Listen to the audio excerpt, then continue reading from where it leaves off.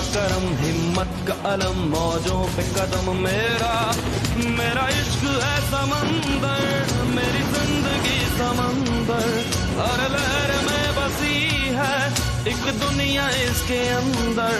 ऐ मुल्क तेरे लिए मैं हूँ डट के खड़ा, अल्लाह का करम हिम्मत का अलम मौजों पे कदम मेरा, अल्लाह का करम हिम्मत का अलम मौजों पे कदम मेरा।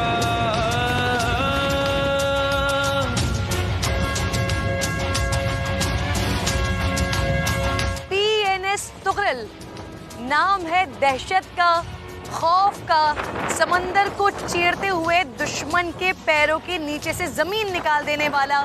ये है PNS तुगरल।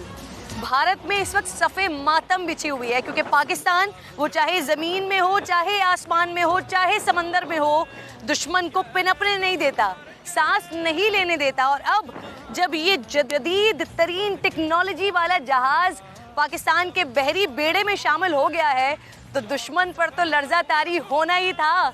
दुश्मन के हाथ सफ़े मातम तो बिछनी ही थी। लेकर चलती हूँ आपको अंदर, जो पासबान मौजूद हैं, जो पाकिस्तान की दिफा में समंदरों के महाफिज मौजूद हैं, उनसे बात करते हैं। हिम्मत का अलम मौजों पे कदम मेरा, अल्लाह का करम हिम्मत का अलम मौजों पे कदम मेरा।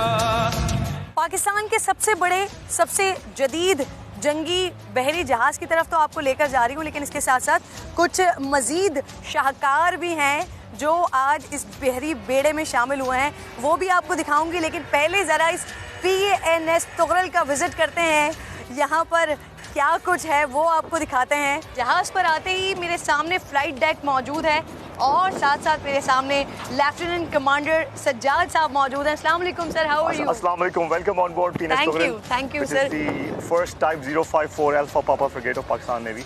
आइए हम आपको जहाज़ का विजिट करवाएं। श्योर।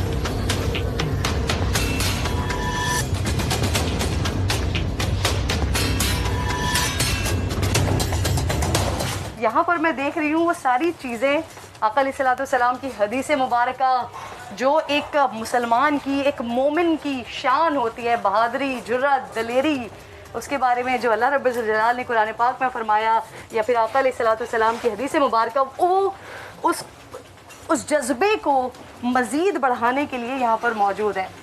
और भी तौफीक अल्लाह ही की तरफ से है। ये बिल्कुल इसमें आपने ठीक फरमाया। तो इसी तरह जहाज़ का मोटो भी अभी आपके सामने है कि वमा तौफीकी इल्ला बिल्लाह। ये सूरह हूद की 88 आयत है जिसका मफ़हूम है कि मेरी तौफीक अल्लाह की तरफ से है। और ये जहाज़ की कैपेबिलिटी जितनी की भी हो, लेकिन जब तक अल्लाह की तौफीक हमारे साथ नहीं होगी तो मोमिन बिल्कुल जहाज़ पे उस तरह से निकल नहीं पाता। खूबसूरत बात।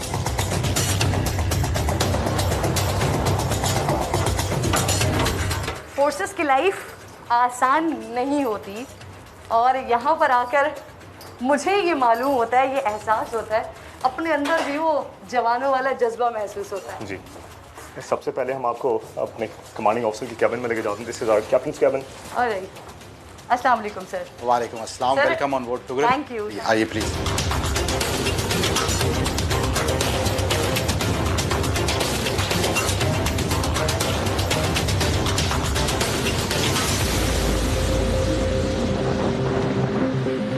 तुगरल, ये क्या है, इसकी क्या तारीख है? इससे पहले भी आई थिंक तुगरल नाम से पाक बहरिया में जहाज़ है, ये एक और है, इसकी सिर्फ हिस्ट्री बताइए।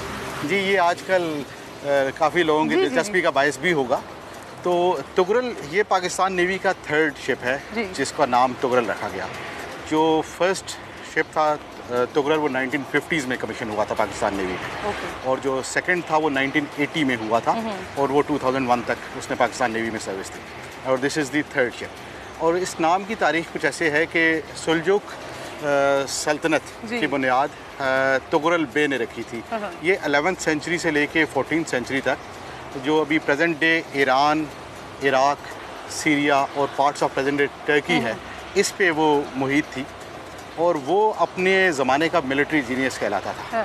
तो पाकिस्तान नेवी ने उसी के नाम पे फर्स्ट टाइम 1950s में तुगरल नाम रखा। कैप्टन शाही, इसकी क्या खुसूसियात हैं, क्या क्या ये कर सकता है? अल्हम्दुलिल्लाह ये एक मल्टी मिशन कैपेबल शिप है। Anti air warfare, anti surface warfare, anti submarine warfare wow. और इसके अलावा लैंड अटैक वॉरफेयर में भी ये स्पेशलिस्ट है। हमारे पास लॉन्ग रेंज डिटेक्शन की कैपेबिलिटी मौजूद है, जिसमें हम एरियल टारगेट्स को डिटेक्ट ना सिर्फ डिटेक्ट कर सकते हैं बल्कि उनको डिस्ट्रॉय करने की भी भरपूर सलाहियत रखते हैं। ग्रेट। उसके अलावा सुपरसोनिक क्रूज़ मिसाइल से लेस है ये जहाज़, लॉन्ग रेंज एंटी सरफेस के लिए और लैंड अटैक के लिए। वाओ। और आबदोज़ को डिटेक्ट करने की और डिस्ट्रॉय करने के लिए हमारे पास मल्टीपल ऑप्शंस मौजूद हैं।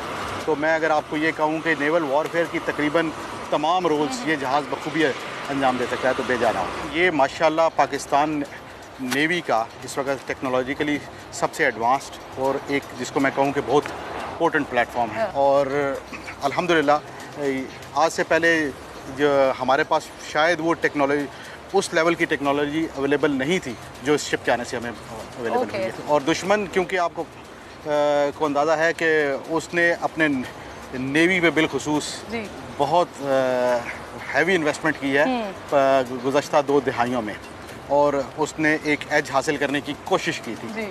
तो अल्हम्दुलिल्लाह तुगरल की कमिशनिंग से और हमारे और जदीद प्लेटफॉर्म्स की कमिशनिंग से हमने ताकत के तवाज़ुन को बरकरार रखा है, बल्कि मैं कहूँगा कि हमें एज हासिल हो गया है। Wow, great sir. आबदोज़ की आपने बात की तो आबदोज़ भी शामिल होनी है बहरी बेड़े में, वो भी आ रही हैं सर? कितनी आबदोज़ें आ रही हैं? जी, इससे तुगरल क्लास शिप्स के ये this is the first ship. इसके बाद 3 और जहाज़ इस तरह के हमारे फ्लीट में शामिल होंगे। उसके अलावा हमारे पास सबमरीन्स के इंडक्शन का भी प्रोग्राम है। सर अभी हम चाइना से जहाज़ ये एक आ गया है मज़ीद 3 फ्लीट में शामिल होने, लेकिन क्या हम खुद इस पर काम कर रहे हैं कि मुस्तक़बिल करीब में हम खुद इस तरह की टेक्नोलॉजीज़ बना रहे हों? जी बिल्कुल।